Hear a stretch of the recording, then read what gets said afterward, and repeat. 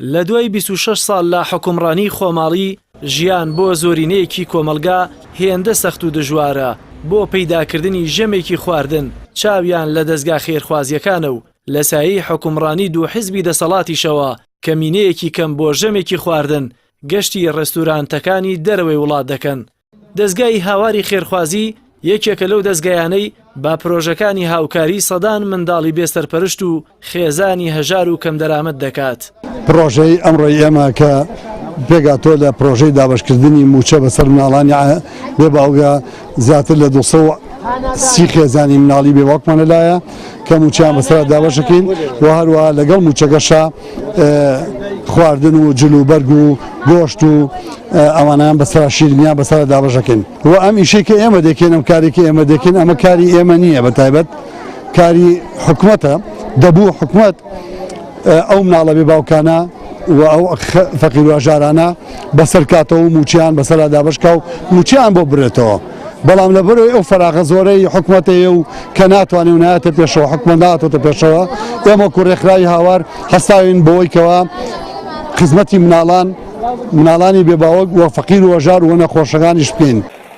لەگەڵ سەرەڵدانی قەیرانی دارایی و بێباکی دەسەڵاتداران بەهۆی نەبوونی و هەژاریەوە بە سەدان خێزان هەڵوەشاونەتەوە و بەدەیان کەسیش بەهۆی نەبوونی و نەداریەوە کۆتاییان بە ژیانی خۆیان هێناوە.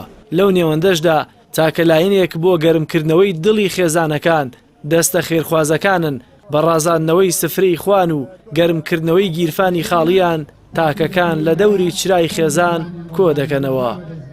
وەزعی خەڵک بەرەو زۆر خراپی ئەڕوا دوای لێ هاتۆ بژێوی ژیان زۆر ئەستەم بووە. خۆ پاداشتی ئەم ڕێکخراوانە باتەوانێکەوە هاوکاری ئەم مناڵە بێباوکانە و ئێمە ئەکەن نمونەیان زۆر بێت. خواردن و گۆشتە تاسە دوجە گۆشت وەرگرتە و خواردن و هاوکاری 100,000 بە مناڵی بێ باوک و زۆر سپاسیانەکەین دەستیان خۆش بێ و هاوکاری بوو مناڵ و کە دەرەبەتیان کردە و زۆر سپاسی خێرخوازانەکەم کە پارە و زەخیرە و گۆشتمانێنێ ئەو پارەیەمان دەدەنە جلوبەرگی پێکڕین وشتی زۆر فەڕاغی زۆرمان بۆ پڕکاتەوە زۆر باشە.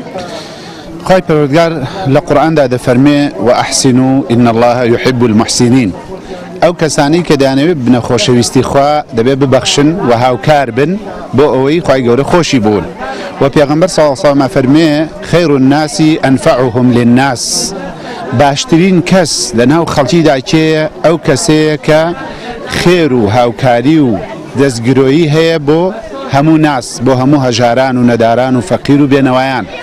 بۆیە ئیسلام وای فێر کردوین ئێمە هەموو کارێک کە هەمانە هەموویشێ هەمانە بەشی خوای تایە لێی ببەخشین. ڕێکخراوی هاواری خێرخوازی بە فەرمی لە ساڵی 2013ەوە دامەزراوە و بەدەیان پرۆژەی هاوکاری هەزاران منداڵی بێسەرپەرشت و خێزانی هەژار و کەم دەرامەت و ئاوارەکانی کردووە و بەردەوامیشە لە هاوکاریکردنیان. دەستە خێرخوازیەکان لە ناو کوچە و کۆڵانەکانی شارەکانی هەرێمدا ئەو دەرگا ڕەحمەتەن کە خوای گەورە لە دوای بەڵای قەیرانە دەستکردەکەی حکوومەتی هەرێم بەڕووی خێزانە هەژارەکانی هەرێمدا واڵای کردووە.